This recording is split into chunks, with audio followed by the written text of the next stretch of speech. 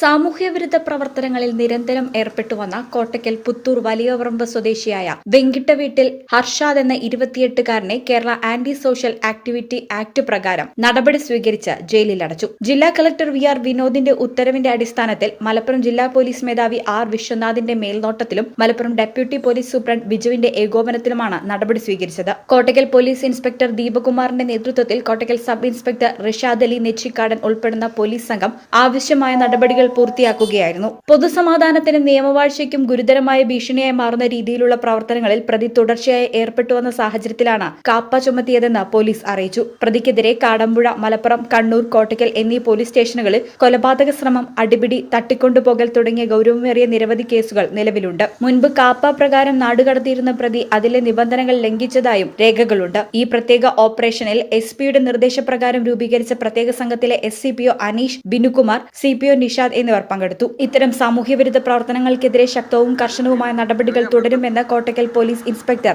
ദീപകുമാർ അറിയിച്ചു. ഈ ചാനൽ കോട്ടയ്ക്കൽ.